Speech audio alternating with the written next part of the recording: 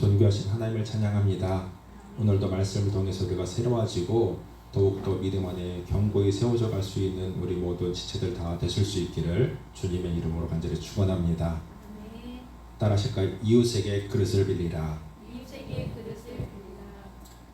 자, 우리 열왕기하 4장 말씀부터는 이제 엘리사 선지자를 통해서 하나님이 고치시고 살리시고 역사하시는 하나님의 기적들이 많이 기록이 되어 있습니다. 그러니까 본격적인 엘리사 선지자의 사역이 시작되고 있다고 볼 수가 있겠죠. 자, 그의 스승이었던 엘리야의 때부터 참 선지 학교가 운영이 되었었는데요. 그 선지 학교의 그 학생 중에 한 명이 바로 엘리사 선지자였잖아요. 그래서 그 많은 선지자 후보생들 중에 바로 엘리야의 후계자가 된 것은 바로 엘리사가 선택되었죠. 그는 다른 선지 학생들보다도 훨씬 더 사모함이 있었습니다. 그래서 적극적으로 엘리야를 따라다니다가 엘리야의 승천 이후에 엘리야의 사역을 이어받게 되는 것이죠. 당신의 성령의 능력에 갑절이나 내게 있기를 원합니다. 이런 사모함을 통해서 하나님이 그에게 그런 사모함대로 엘리야보다 더 귀한 하나님의 일들을 감당할 수 있도록 능력을 부어주셨습니다.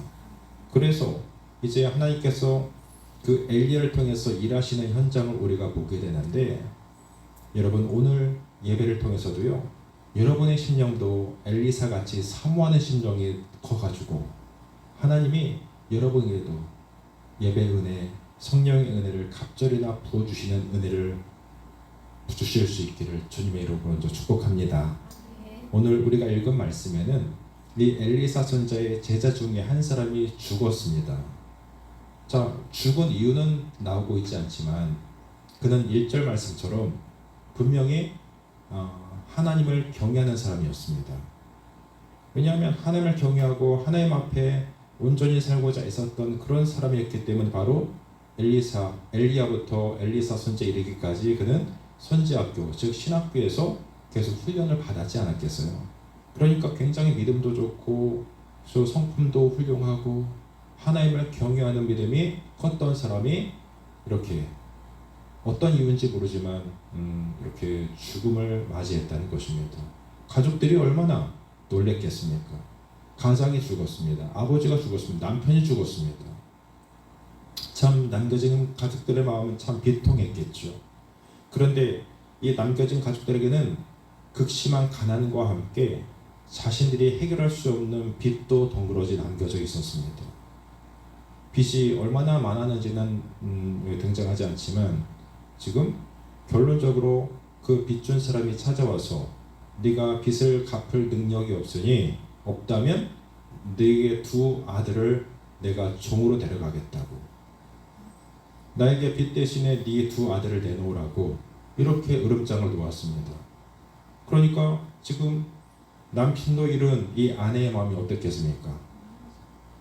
아니, 남편도 죽은 것이 서러운데 두 아들마저 채무자에게 종으로 뺏기게 생겼으니 이 여인의 마음은 정말 하늘이 무너지는 것 같은 마음이 들었을 것입니다. 구약 성경에서 악한 시대와 신령한 은혜의 시대를 구분하는 것 중에 하나가 있는데요, 바로 그것은 제사장이나 선지자가 그들이 어떻게 살아가는 모습을 보면 그 시대가 악한 시대인지 은혜의 시대인지가 좀 구별될 수가 있어요. 무슨 말씀이냐면 사사기 17장 말씀에 보면 그 하나님이 12지파 중에 제사장의 지파로 세운 지파가 어떤 지파입니까? 레위 지파죠. 그 레위 지파 중에 한 사람이 사사기 17장에 보면 그 먹을 것을 구하지 못해서 가난하게 살다가 떠돌고 유리하는 어떤 한 사람의 모습이 나오거든요. 미가 선지자의 어떤 그런 활동하는 시대. 그래서 이 레위인은 먹을 것을 구걸하며 돌아가는 장면 가운데 미가 선지자에게 선택을 받아가지고 그의 제사장이 되는데, 레위인이나 선지자는 그 하나님께서 그들을 구별하실 때부터 그들은 다른 세상적인 일을 하지 않고 하나님의 일들을 감당하는 사람들이었죠. 그렇기 때문에 그들은 다른 지파 사람들이 그들의 생계를 보장해 주게 됐습니다. 그래서 십시일반 다른 지파에서 헌금하고 헌신하는 그런 것들을 통해서 레위인들은 살게 되었었습니다. 그런데 지금 백성들이 하나님께 바쳐야 될 예물을 바치지 않는 시대는 어떻겠습니까? 당연히 이 제사장이나 선자들이 먹을 떼거리가 부족했지 않았겠어요? 레위인들은 그거 먹고 사는 사람들인데 하나님을 경외하지 않는 시대이기 때문에 당연히 그들 가운데 이제 전달돼야 될 어떤 물량이 없었다는 것이죠. 그러니까 얼마나 어려웠겠어요. 더군다나 아합과 가장 이스라엘 백성 중에 이스라엘 역사에 악했던 아합과 또 아하시아 여호람의 어떤 그런 계보를 이어질 때 가장 악한 시대잖아요. 그러니까 하나님의 선지자들이 훨씬 더 힘들었을 건 자명한 것입니다. 악한 시대이기 때문에 하나님을 경외하는 시대라고 한다면 많은 백성들이 이렇게 헌금한 것을 통해서 그들이 먹고 살 수 있는 걱정이 없이 하나님의 일들을 할 수 있었을 텐데 이들은 지금 그런 것이 끊겨버린 시대에 살고 있는 것입니다. 그러니까 지금 엘리사에게 훈련받던 이 선지 생도들도 그리고 오늘 본문에 등장하는 이 가장도 생계를 위해서 분명히 빚을 내야 했을 겁니다. 아내도 있고 아들들이 있기 때문에 그들을 먹여 살리기 위해서는 분명히 최후의 방법으로 빚을 낸 것 같아요. 그런 와중에 남편이 죽게 된 것입니다. 여러분, 죽은 남편 뒤에 남겨진 것은 덩그러니 빚만 남았습니다. 그래서 이 두 아들이 이제 종으로 팔려갈 위기까지 맞이한 것입니다. 이런 위기에 처한 여인은 절망과 포기할 수 있는 그런 삶을 끌어안고 누구에게 찾아가냐면 바로 하나님의 사람 엘리사를 찾아가는 거예요. 여러분, 지난주에도 우리가 어떻게 슬퍼하고 절망하는 사람들에게는 아무것도 해결점이 없다라는 것을 봤었잖아요. 바로 여호람 그 왕은, 이스라엘 왕은 그 아람 군대에게 이제 우리가 다 죽게 되었구나. 그 광야 가운데 물이 떨어지자 그 광야 가운데 그들이 기대했던 물이 한 방울도 구하지 못할 때 슬프다, 우리가 여기 다 죽게 되었구나라고 절망하지 않습니까? 그런데 여호사밧 왕은 어때요? 그 상황에서도 하나님의 선자를 찾죠. 하나님의 선자를 찾아서 엘리사를 소개받았을 때 그가 하나님의 말씀이 그에게 있었다. 그러면서 그에게 찾아가서 그들이 하나님의 말씀을, 하나님의 은혜를 구하게 될 때에 그 여호사밧 왕의 믿음과 하나님을 경외하는 모습을 바라보면서 엘리사가 처방을 주지 않습니까? 그래서 그들 가운데 물의 문제도 해결되어지고 오히려 모압과의 전쟁에서도 승리할 수 있는 길을 하나님이 제시해 주잖아요. 바로 하나님의 선자를 찾아간 그것이 바로 그들 가운데 기적의 시작이 되었습니다. 오늘 이 본문 말씀에도 이렇게 절망적인 상황, 아무것도 할 수 없는 상황, 남편이 죽고 아들들마저 이제 뺏기게 생겼던 이 여인에게 한 가지 솟아날 구멍이 있었던 바로 하나님의 사람 엘리사를 찾아가는 것이었어. 그를 가리켰던 스승 엘리사를 찾아가서 자기의 이 상황을 다 아뢰는 것 뿐이었습니다. 그래서 엘리사를 찾아가서 하소연하죠.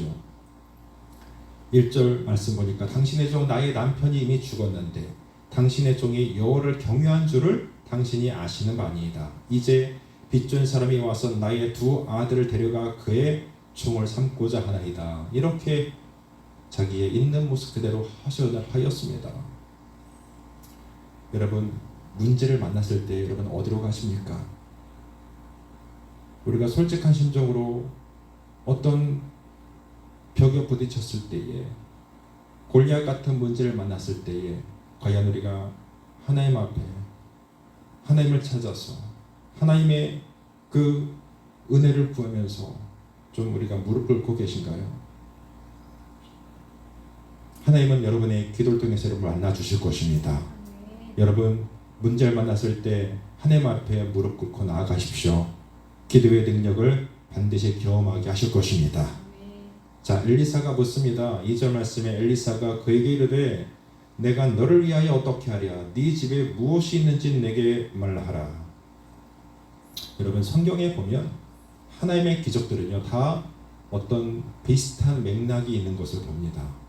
그것은 무엇이냐면 우리의 어떤 삶과 멀리 동떨어진 것을 통해서 하나님이 역사하는 것이 아니더라고요. 우리의 삶에 굉장히 가까운 것, 내가 지금 가지고 있는 것, 지극히 작지만 내 손에 있는 것, 그런 것들을 통해서 하나님이 하나님의 일들을 이루시고 기적을 창조하시는 모습들을 너무나 많이 보는 거거든요. 그렇기 때문에 오늘 본문에서도 엘리사가 네가 지금 가진 것이 무엇이냐, 네 집에 있는 것이 무엇인지 내게 말하라, 이렇게 말하고 있는 것입니다. 자, 우리에게 지금 있는 것, 내가 지금 가지고 있는 아주 작은 것, 그런 것들을 통해서 역사하신 하나님이라고 한다면, 우리가 모세를 기억한다면요, 모세를 하나님이 부르실 때에 아직도 반신반의하는 모세 가운데 네가 바로 앞에 서서 내 백성을 이제 구원해내는 그런 도구로 내가 널 쓰겠다라고 모세를 부르실 때에 하나님, 이 노인이 80 먹은 노인이 뭘 할 수 있겠습니까? 라고 하나님의 부르심 앞에 제동을 걸었던 그 모세에게 하나님께서 네 손에 든 것이 무엇이냐? 지팡이입니다. 하나님께서 그 모세 지팡이를 던지라고 하실 때 그 지팡이가 변화의 뱀이 되고 또 집으니까 다시 지팡이가 되고, 그 지팡이를 통해서 하나님이 내가 너와 함께하는 증거를 삼을 것이다. 그래서 모세는 그 광야 40년 동안 그 하나님이 주어주신 지팡이 하나만으로 하나님 역사를 이루어냅니다. 하나님이 함께하신 지팡이. 그래서 반석을 칠 때에 그 지팡이를 통해 반석을 칠 때 반석에서 물이 터져나오고, 어찌하든지 하나님은 그 모세의 지팡이, 그에게 가장 하찮지만 가장 소중한 그 자기가 가지고 있었던 것을 가지고 하나님은 역사를 이루어내십니다. 그리고 우리가 오병이어의 기적을 한번 생각해 보실까요? 주님께서 광야에서 설교하실 때 장정만 5,000명, 그 가족들과 식솔들, 자녀들까지 다 합한다면 좋기에 15,000명은 넘을 그 사람들이 운집한 상태에서 그들이 때를 골고 있었습니다. 그러니까 배가 고픈 그런 상황을 주님이 아시고 너희 가운데 먹을 것이 있느냐? 어떻게 이 사람들을, 제자들이 이 사람들 어떻게 우리가 이 광야에서 다 먹일 수 있겠습니까? 500다니엘의 떡을 사다 이들 가운데 주어도 절대로 다 먹지 못할 것입니다. 그때 빌립이 어린아이가 하나 전달해준 그 도시락 오병이어, 보리떡 5개와 물고기 2마리를 주님의 손에 갖다 드리죠. 그에게 있는 가장 작은 것, 정말로 그 당시에 그 어린아이가 그냥 먹고 말 수 있는 그 작은 도시락 하나를 통해서 하나님이 역사해 내시잖아요. 그래서 그 상황에서 그 모든 광야에 있는 사람들이 다 배불리 먹고 12먹으면 남기는 놀라운 은혜의 축복을 우리는 보게 됩니다. 여러분, 가나 혼인잔치에 그 가장 중요한 포도주가 떨어집니다. 그 포도주가 떨어졌을 때 잔치가 깨질 상황에 그의 어머니 마리아는 예수님께 찾아가 이 상황을 알려줘. 그때 예수님은 처음에는 이것을 나와 무슨 상관이 나이까라고 말씀하시다가도 그 상황을 그리 여기셔서 그 잔치의 흥이 깨어지는 것, 이것을 원치 않으셔서 주님은 그 종들에게 그 곁에 있는 항아리가 있는데 손발을 닦는 그 항아리에 물을 가득 채우라고 말씀하시죠. 멀리 있는 것이 아니에요. 가까이 있는 그 물 항아리에 물을 아구까지 가득 채우라. 종들이 그 예수님의 말씀대로 순종하였을 때에 주님은 이제 떠서 연회장에게 갖다 주라. 종들은 알고 있어요. 그것이 물이라는 것은. 그런데 그 물을 갖다가 퍼다가 주님 말씀대로 퍼다가 연회장에 갖다 주니까 그것이 세상에서 가장 맛있는 포도주가 되었다. 주님의 역사, 가장 지극히 우리 가운데 아무것도 아닌 것처럼 보이는 그 현장 가운데 우리에게 있는 것으로, 가장 가까이 있는 것으로 주님은 그런 놀라운 하나님의 역사를 만들어 내셨습니다. 그렇습니다. 이게 바로 성경들의 역사예요. 엘리사의 질문도 동일하죠. 네 집에 무엇이 있는지 내게 구하라, 말하라. 네가 지금 가지고 있는 것이 뭐냐는 것입니다. 이 여인이 이 말에 대답하죠. 2절 말씀에 그가 이르되 계집종의 집에 기름 한 그릇 외에는 아무것도 없나이다. 보세요. 엘리사는 분명히 무엇이 있느냐라고 물었죠. 무엇이 있는지 내게 말하라. 그런데 이 여인이 말하는 것은 기름 한 그릇 외에는 아무것도 없나이다. 아무것도 없다는 부정적인 대답을 하는 거예요. 그러나 선자는 무엇이 있느냐고 분명히 물었죠. 기름 한 그릇이 있습니다라고 말했어야 되겠죠. 뭐가 있느냐고 했으면 기름 한 그릇이 있습니다라고 얘기해야 되는데 기름 한 그릇 외에는 아무것도 없나이다가 왜 따라가냐고요. 아무것도 없나이다 그것뿐이니까 절망이죠. 비빌 언덕이 없습니다. 그러나 믿음의 사람은 거기부터 시작하는 거예요. 하나님은 놀랍고 신비한 역사는 바로 거기부터 시작이 되는 것입니다. 사람에게는 이것뿐이지만 하나님의 능력은 그것뿐이 아니기 때문입니다. 우리가 가진 것이 아무리 초라해 보여도 하나님의 능력이 함께라면 놀라운 일이 일어날 수 있을 줄 믿습니다. 아무리 우리에게 없다고 생각하는 그때가, 아무것도 없다고 생각할 땐 그때가 바로 하나님이 우리에게 일하실 수 있는 기회가 된다는 것입니다. 내가 해보다 안 될 때에야 비로소 우리는 하나님께 맡길 수 있는 마음도 생기는 법이죠. 하나님 도와주세요. 제가 해보니까 안 됩니다. 하나님 살려주세요. 제발 한 번만 살려주세요. 기회를 주세요. 저를 도와주시면 하나님 앞에 더 잘할게요. 여러분, 처음부터 기도하면 안 된다는 법칙이 있습니까? 없는데도 우리는 그래요. 매일매일 그냥 우리가 어찌어찌 해보다가 안 되면 그때서야 하나님 앞에 살려달라고 요청합니다. 여러분, 하나님께 처음부터 무릎 꿇으세요. 하나님 앞에 구하는 인생이 가장 지혜로운 인생입니다. 여러분, 기도하실 때 내게 없는 것에 집중해서 기도하지 마시고 내게 남아있는 것을 손에 들고 하나님 앞에 구하실 수 있길 바랍니다. 5번이역 뿐이지만 거기서부터 기적이 일어나지 않았습니까? 우리들에게 지금 무엇이 있습니까? 우리 자녀들에게 지금 무엇이 있습니까? 우리 자녀들에게 어떤 재능들이 있습니까? 우리가 생각하지 못하는 재능들을 그들은 다 하나님이 주셨습니다.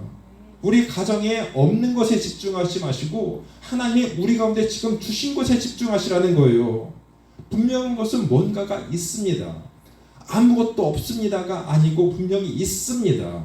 이것밖에 없는 것이 아니고 이것이 있습니다라고 하는 그 말에서부터 하나님의 기적은 시작이 되는 것입니다. 저도 이런저런 사정으로 교회를 떠나갈 수밖에 없었던 성도들을 우리는 마음 아파하면서 하나님께서 저에게 남겨주신 소중한 여러분 한 사람 한 사람을 보기 때문에 아무것도 없나이다가 아니라 하나님 소중한 성도들, 아직도 하나님 앞에 함께 예배할 수 있는 성도들을 주셨기 때문에 소망을 가지고 감사하면서 목회를 이어갈 수 있는 것 아니겠습니까? 그렇습니다. 제가 아무것도 없나이다라고 절망하면서 하나님 이제 끝낼게요. 하나님 소망이 없으니까 이제 교회 문 닫고 그냥 끝낼게요. 그럴 수도 있겠어요. 그러나 그럴 수 없잖아요. 하나님께서 우리 가운데 정말로 소중한 남겨주신 그릇토기가 있잖아요. 그런 어떤 곳에 집중해서 하나님의 은혜를 구하며 나아갈 때 분명히 하나님 우리 가운데 그 일을 통해서 그 작은 자 한 사람이 천을 이루게 하시는 그 은혜를 허락해 주실 것입니다. 그 믿음 가지고 우리 나가는 거예요. 엘리사 선지자는 그녀에게 이제 빈 그릇을 준비하게 하십니다. 3절 말씀 보니까 너는 밖에 나갔어. 모든 이웃에게 그릇을 빌리라. 그런데 빈 그릇을 빌리되 조금 빌리지 말고 어떻게? 많이 빌리라는 거예요. 선자는요, 해결 방안도 제시하지 않은 채 빈 그릇을 빌려오라는 것부터 시킵니다. 생뚱맞죠. 왜 빈 그릇일까? 하나님의 은혜를 받고 놀라운 복을 누릴 수 있는 빈 그릇을 지금 준비하게 하십니다. 그것도 조금 빌리지 말고 많이, 될 수 있으면 빌릴 수 있을 만큼 많이 빌려오라고 요청했습니다. 여러분, 그녀는 돈을 주고 그릇을 사올 수 있는 능력은 없어도요, 이웃들에게 그릇을 빌려올 수 있는 그런 조건이 있지 않겠습니까? 이 여인은 아무것도 없었지만 주변에 그릇을 빌려줄 수 있는 이웃들이 있었습니다. 이것이 은혜예요. 이것이 재산입니다. 나 혼자 사는 세상이 아니에요. 우리 주변의 이웃들과 함께 살아갑니다. 어려울 때 빈 그릇 하나 빌려줄 수 있는 이웃이 있다는 것만 해도 우리에게 은혜입니다. 그릇을 빌리러 갔을 때에 그들이 빈 그릇만 주겠습니까? 안 그럴 것 같아요. 사정을 잘 아는 이웃들은 남편이 죽고 이제 아들들마저 종으로 뺏길 수밖에 없는 이 여인의 비참한 신세를 이웃들도 마음 아파하면서 그 사정을 아는 이웃들이 그 그릇에 무엇이라도 하나 담아주려고 하지 않았겠습니까? 사람이 그래요. 평소에 우리 주변 이웃들과의 관계성에서도 여러분 성공할 수 있길 바랍니다. 이웃과 좋은 관계를 유지할 때에 그들이 우리의 착한 행실을 보고 우리를 통해서 하나님을 알고 그리스도를 소개받는 그런 은혜를 하나님의 분명히 보게 하실 것입니다. 그러니까 우리는 이웃들과의 관계성, 그들에게 예수 믿어라 예수 믿어라 이 말하지 않아도 내 삶을 통해서 내가 바로 그들 가운데 그리스도의 향기가 되고 그리스도의 편지가 되어줘서 그들 가운데 같이 아파해주고 기뻐해주고 섬겨줄 때에 그들은 나에게 드러나는 그 예수의 착한 행실을 보고 그들도 하나님을 인정할 수 있는 믿음을 갖게 될 것입니다. 그러니까 이웃과의 관계성에서 늘 우리는 성공해야 되는 거예요. 이 여인도 이 비참하게 지금 망할 수밖에 없는 이 여인도 그 긍휼히 여기는 이웃들이 있었기 때문에 그릇들을 빌려줬을 겁니다. 그것도 최대한 많이. 4절 6절 말씀 보면 너는 네 두 아들과 함께 들어가서 문을 닫고 그 모든 그릇에 기름을 부어서 차는 대로 옮겨 놓으라 하니라. 여인이 물러가서 그의 두 아들과 함께 문을 닫은 후에 그들은 그릇을 그에게 가져오고 그는 부었더니 그릇에 다 찬지라. 여인이 아들에게 이르되 또 그릇을 내게로 가져오라 하니 아들이 이르되 다른 그릇이 없나이다 하니 기름이 곧 그쳤더라. 여기서 한 가지 우리가 더 기억해야 될 사실이 있습니다. 그녀는 두 아들과 함께 이 기적의 현장을 체험했다는 것입니다. 여인 혼자가 아니에요. 그 두 아들도 함께 하나님의 기적의 현장을 함께 했습니다. 그들은 눈앞에서 인간의 이성으로는 이해될 수 없는 하나님의 놀라운 기적의 현장을 지금 보고 있습니다. 엘리사의 말대로 엄마는 기름을 그릇에 붓기 시작하고 아들들은 그릇마다 가득 찬 그릇들을 기름으로 가득 찬 그 그릇들을 나르기 시작합니다. 기름을 나를 때에 그 두 아들이 얼마나 놀랍고 신이 났을까요? 우리 가운데 기름 한 그릇밖에 없었던 이런 상황에서 기름이 부어도 그치지 않습니다. 그 빌려온 그릇들을 계속 채우다 보니까 이제 더 이상 빈 그릇이 없어요. 빌려온 그릇들을 기름으로 다 채웠습니다. 엄마가 그릇을 더 가져와라 아들아. 엄마 이제 그릇이 없어요. 그때서야 비로소 기름이 그치게 되었습니다. 만약에 아마도 이 상황에서 그릇이 10개가 더 있었으면 10개를 더 채울 수 있었을 것이고 그릇이 100개가 더 있었으면 100그릇을 더 채울 수 있는 기름이 있었을 것입니다. 그릇이 더 이상 없다고 했을 때 기름이 그쳤으니까 말이죠. 그들이 빌려온 믿음만큼 채우셨습니다. 저는 저와 여러분의 믿음의 분량이 더 커질 수 있길 축복합니다. 여러분이 준비한 믿음의 분량만큼 하나님은 하나님의 일들을 이루어 주시기 때문이에요. 그들은 이 일들을 경험할 때에 또 한 가지 문을 닫고 이 일을 행했습니다. 문 안에서 일어나는 일들을 누구도 알 수 없고요. 경험하지 못했을 것입니다. 그들만이 경험하는 세상. 지금 이 모든 하나님의 기적의 현장 가운데 엘리사도 없었고 엘리사는 밖에서 주문만 했어요. 기름을 부으라.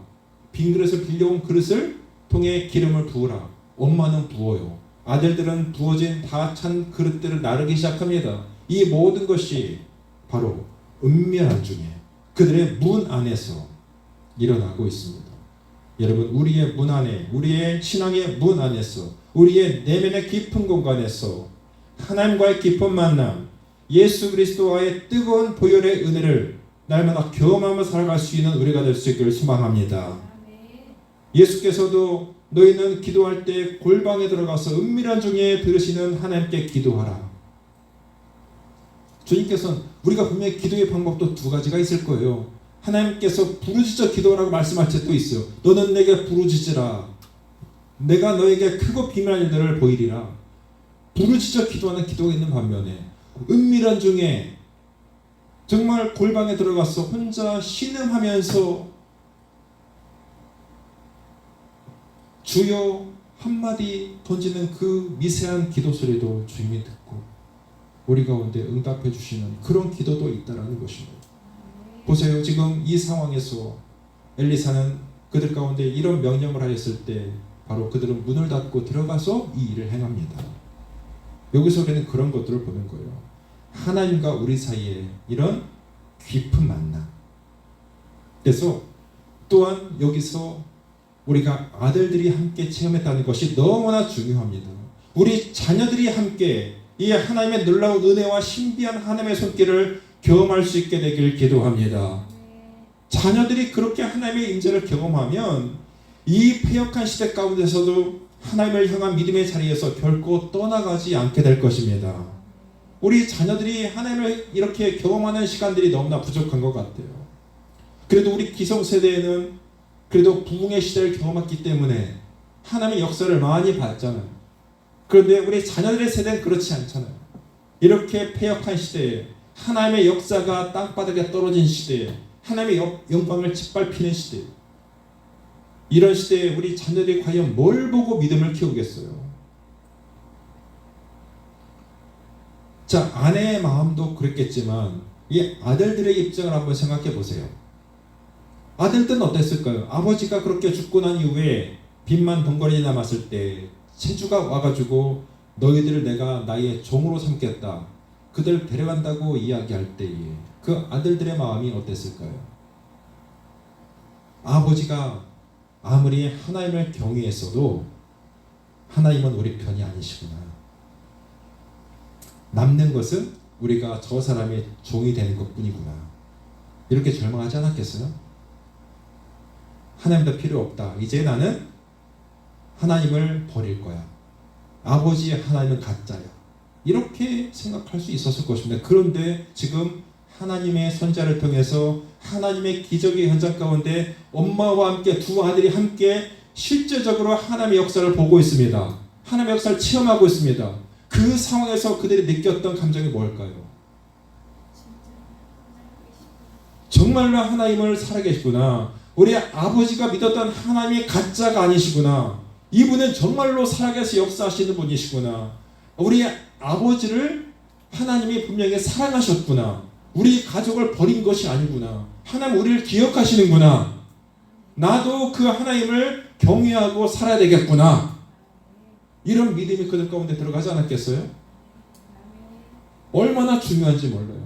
사랑하는 여러분, 우리 자녀들과 함께 우리의 문 안에서 놀라운 하나님의 일들을 경험할 수 있는 여러분의 가정이 될 수 있게 축복합니다. 다른 자녀들이 이것을 경험하지 못하니까 자녀들이 매일매일 믿음 안 떨어지고 하나님을 인정하지 않고 자기들 멋대로 살아가고 있는 거예요. 젊은이들이 하나님을 떠나서 이제 우리 한국교회가 너무나 미래가 암울한 교회가 되어가고 있잖아요. 젊은 세대가 하나님을 인정하지 않습니다. 그들은 하나님을 경험하지 못했기 때문에 예수께서 내 삶의 주인 되시는 것을 그들이 전혀 경험하지 못했기 때문에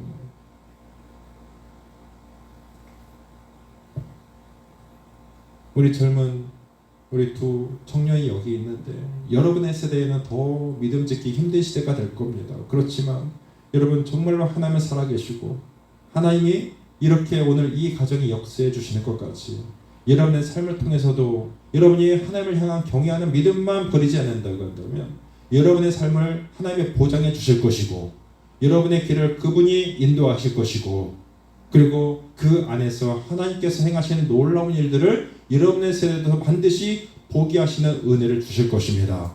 아멘. 너무나 소중한 지금 경험들을 이 자녀들이 하고 있습니다. 부모와 자녀들이 함께 여호와의 복을 누리는 것보다 더 큰 은혜가 있겠습니까? 오늘 본문에 나오는 이 가정의 문제를 다시 한번 되짚어 봅니다. 하나님을 경외하면서 엘리사에게 훈련받던 제자요 가장이었던 한 사람이 죽었습니다. 남겨진 가족들의 현재의 삶은 엉망이 되었고요. 그들의 미래의 삶마저 다 빼앗길 지경입니다.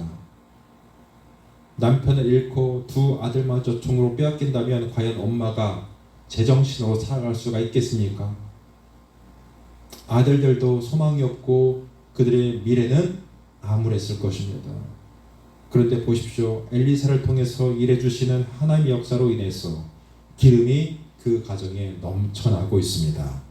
7절 말씀을 보십시오. 그 여인이 하나님의 사람에게 나아가서 말하니 그가 이르되 너는 가서 기름을 팔아 빚을 갚고 남은 것으로 너와 네 두 아들이 생활하라 하였더라. 보세요. 지금이야 우리가 기름이 흔하고 저렴하겠지만 엘리사가 이렇게 말했다는 것은 그들이 지금 소유한 이 기름의 양이 그들의 빚을 다 갚고도 남을 수 있는 가치가 있음을 의미하지 않겠습니까? 분명히 그렇습니다. 집에 가득한 기름으로 인해서 그들의 과거뿐 아니라 미래의 문제까지도 해결되고 있습니다. 빚을 갚는 것은 과거의 문제 해결이겠죠. 또한 남은 것으로 네 두 아들과 함께 생활하라고 하는 것은 미래의 문제 해결점이잖아요. 우리의 하나님은 현재 문제뿐 아니라 미래의 삶까지도 보장해 주시는 참 좋으신 하나님이십니다. 여러분 미래가 걱정되십니까? 여러분 걱정하지 마세요. 여러분은 망하기는 다 틀린 인생입니다. 아멘. 한번 따라하십시다. 나는 망하기는 다 틀린 인생이다. 믿으시죠? 그렇습니다. 하나님께서 이미 여러분을 붙드셨고 보장해 주시기 때문에 우리는 분명히 사는 길로 하나님이 인도하실 거예요.